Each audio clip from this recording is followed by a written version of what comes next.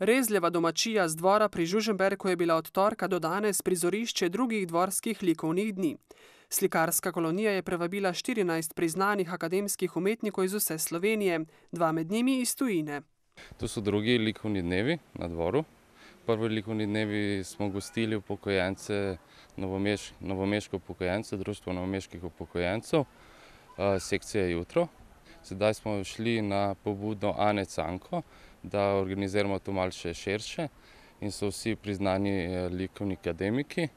Na 3-dnevnem slikarskem druženju na bregu dolenjske lepotice Krke so ustvarjali Rajko Čuber, Milena Gregorčič, Metka Vovk-Mauzer, Andrej Pavlič, Mojca Vilar, Ana Cajnko, Barbara Demšar, Agata Pavlovec, Lovro Inkret, Lojze Kalinšek in Irena Gajatri. Povabilo pa so sprejeli tudi ljubiteljski slikari iz bližnje in daljne okolice.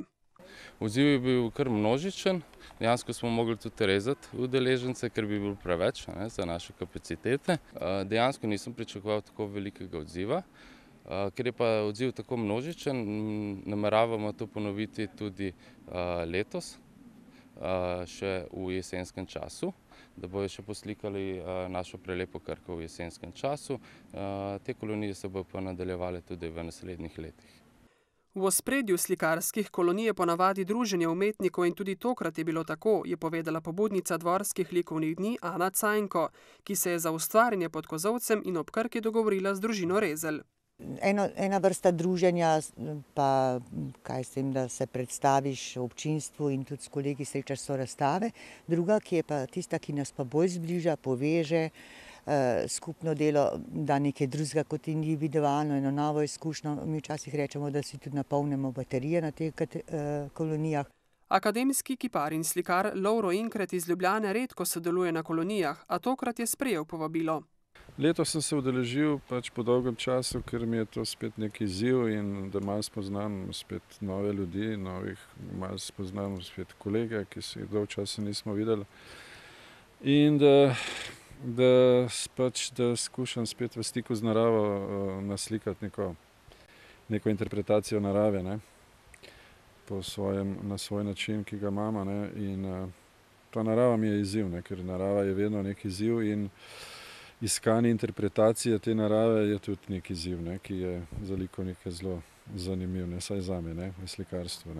Ana Cajnko pravi, da umetniki na kolonijah posrkajo tisto, kar jim kraj nudi. Da nekako vpliva tudi na tvoja dela. Tako da marsikdo mogoče bo se spoprijel čisto drugačen načinom, ali tehniko, ali koloritom, ali karkoli, kar bo začutil, ker umetniška dela ali pa likovna dela, pravzaprav, če ne grejo skozi tebe, da so samo preslikava realnega, niso ta prava. Lovro Inkret je povedal, da mu je navdih vsak kraj, v katerem ustvarja. Tokrat sta nastali deli na velikem in manjšem platnu. Jaz sem se odločil za ta moj način, oziroma način izraza, ki ga že nekaj let gojim v abstrakciji, torej slikarstvo krajina v abstrakciji, z temi horizontalnimi pasovi.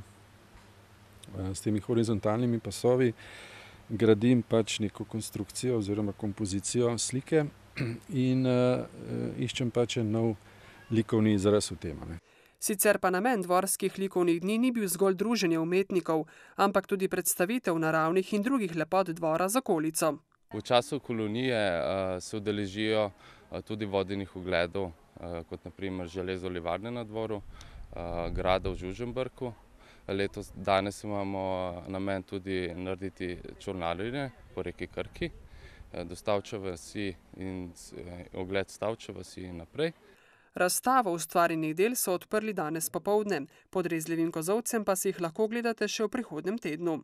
Po eno od vsakega umetnika bo ostalo Rezljevim in jih bodo razstavili v Blatnikovem hramu v središču dvora.